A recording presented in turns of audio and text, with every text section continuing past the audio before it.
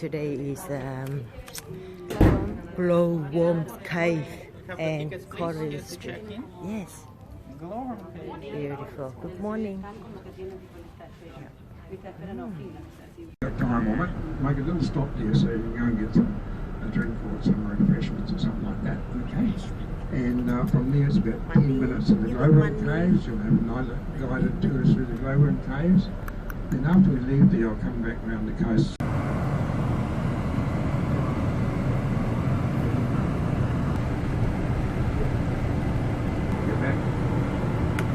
Welcome to the forest. Good morning. How are you all this morning? Good, thank you. Happy faces like Yes, me, all nice good. and full. Yep, beautiful. Good morning, Sue. Welcome. Welcome Adventure. to the forest.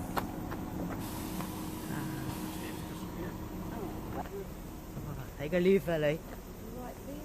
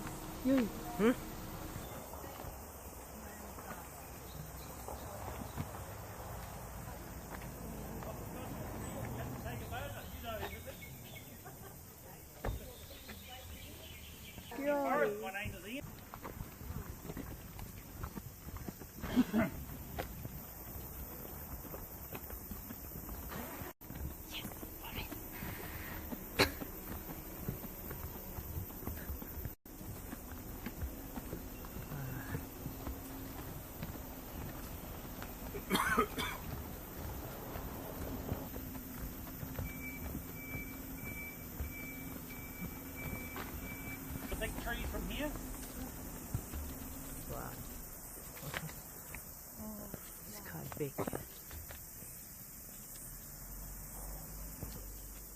the fruit. Good time of the year to be in the forest. Yep. Good spotting. You see if you can spot the flowers today. Oh. There's a carry tree. And the young lady at the front here, spot on the right. Oh, yep, you're right. Yep. The little pieces of fruit. The red one. So we call that the coffee tree. The old bushmen used to eat the berries, crush the seeds up, and they taste like coffee. Wow. So they made coffee out of that, the seeds on that tree. Lots of edible. Another lovely, if you've got a good flash on your camera and reach underneath, and you'll get a great reflection, just like a umbrella. Yeah. A silver umbrella. Umbrella. That sun's just starting to disappear a little bit. Or remove. It's a big podocarp. So podocarps have to have a male and female tree to reproduce. And they have berries up the top of these trees in the autumn or fall. Depends on where you're from. But the timber, the kauri trees and the pine family, so it's got a very clean white timber. Rimu, a beautiful red timber, so it's used in decorative situations, kitchens and bathrooms. Clear lacquer brings out all the beautiful colours of the grains. The little tree on our left here, they have a beautiful red grain as well. That's the honeysuckle tree or riuriwa tree. So the Tarari tree or New Zealand oak, it's got a beautiful brown grain, so we use it for furniture. You can use it for construction, but you have to have it well covered. If it gets wet, it deteriorates very quickly. Up in the leaves in the winter time, you get big purple berries as long as your thumb. And we have a large wood pigeon that lives in all our forests in New Zealand. We have to have a wood pigeon in our forest. He eats all the fruit, drops the seeds around the forest to keep our species of tree alive. You just got to look over the right-hand cow palms coming up, and that's from the pigeon. Above us, you'll see another nikau flowers. That will turn into fruit, and when there's fruit, you can come in here and find the big wood pigeon. He's just about upside down, sitting on that eating fruit. Flower. We'll get a shower of rain now. Everything's so warm, we'll get a lot more flowers in the forest. Okay, conservation. Website to check.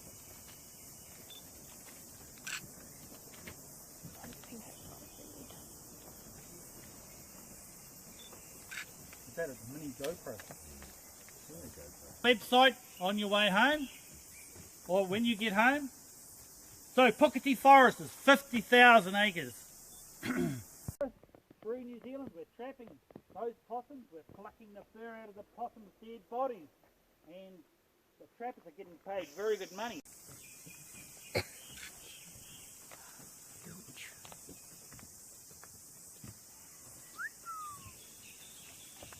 So the birds you can hear up there today are the Indian minor bird. They're all flying from island to island.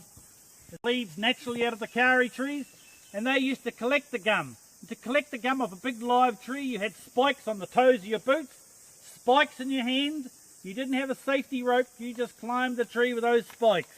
You got up into the branches, you attached ropes. You dropped the ropes down. You had a little chair like a bosun's chair on a ship's mast, and cut with an axe, a big hole on the other side, and all they did was let the diseases in. They thought they could bleed the gum out, and they just let the diseases in, and these big trees die from the centre out. So now it's the home of some beautiful ferns and mosses, and as you walk by you'll see this big flat spider web. Tonight you'll see a big spider about this round. Wow. That's the big sheet web spider. At the moment it's like a kiwi bird, it's asleep. 98% of New Zealand's insects are nocturnal, so we do a night walk in the forest. We can show you all these insects. And a lot of other creatures appear at night. So we're going to tell you more about them at the next stop. Here we have a placard all about bleeding the life of the kauri. Yeah, you probably see a lot of roadkills on the road. There's still a lot around. Very nice forest. Fresh air. Chew your skin. And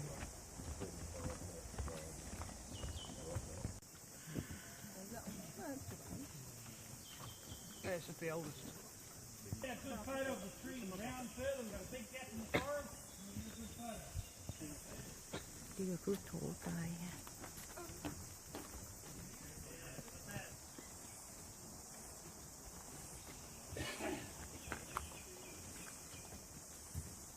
Look at the colour of the trunk or the bark. So you see all the different colours on the bark there. That tells us the trees are growing. The trees are not going to get any taller. They're just going to, their trunks are getting round. So that's making room for the trunk. And that's food. Food for the kauris is its own litter. All the leaves, the branches, the bark, all fall down over thousands of years, and you get a big compost heap. And that feeds the trees and the vines. This vine here, you can see its root systems coming away from the tree. About every 100 years, these big trees will cleanse themselves. The vines come crashing down. You've got the young vines in the front, waiting. They will take over, and you see that happening all the time through the forest. So this vine, you can see it right through the forest here, the kihi vine. So the end of the vine, you can see it come out. There's a big lot of leaves.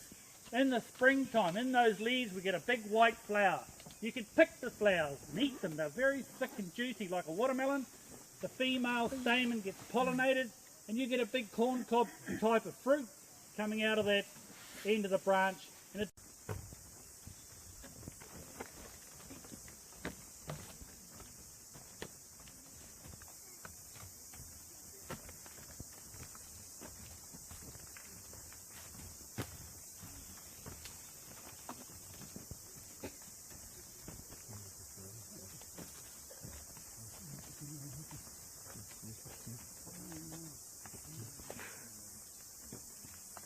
just, you can notice all the gum bleeding out of the tree.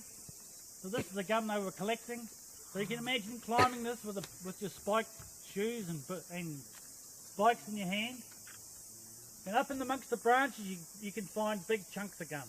And after a big storm, it's a good time to walk the forest, because a lot of that gum is very, we're from Croatia. They came across from Australia from the gold rushes and into New Zealand here. A lot of the soft gum you can see as you walk by is a very brown piece of gum there. That's just emerging, so it's very soft. The Maori people would pick that soft gum. They had a plant with a long stem on it called a puha plant. And in that stem you have milk. So they would squeeze the milk out of the puha plant, gather a big pile of milk, put the gum in it, the soft gum in it, and that gave it a bit of taste so they could chew it. The old bushmen used to just pick it and chew it. It doesn't taste very nice, but you know, everybody likes to get a hit from something, coffee, alcohol. Keeps them going. Light up the whole trail at night, so everything's reflecting 50 metres up in the trees.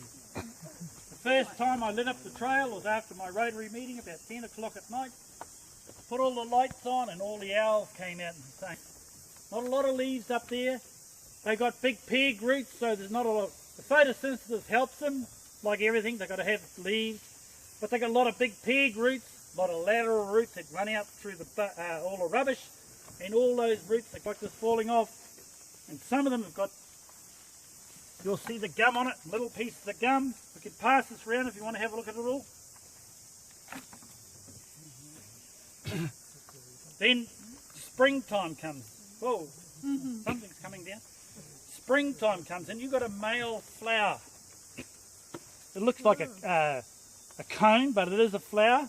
So that's self-pollinating. A female cone or female flower. Okay.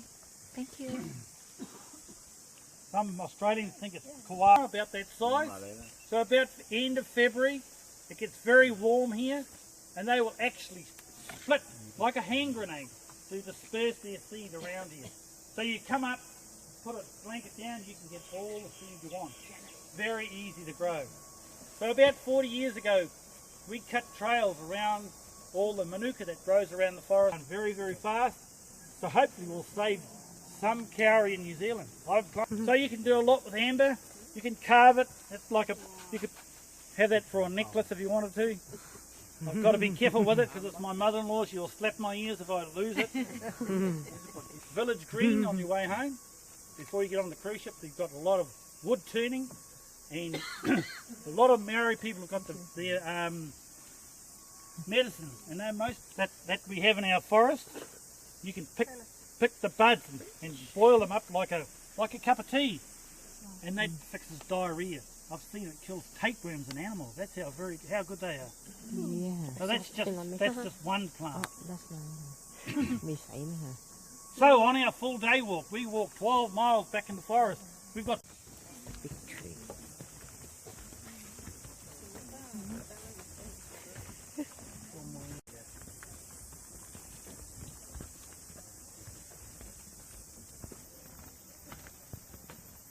Đây, đây đây mà. Đấy. Yes. No, I can still hear.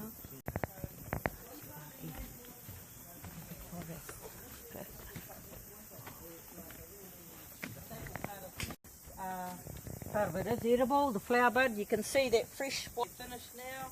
They should be full to the pouch. Look over the side of them and walking by, you can see a yellowy pouch with a square of that flower bud.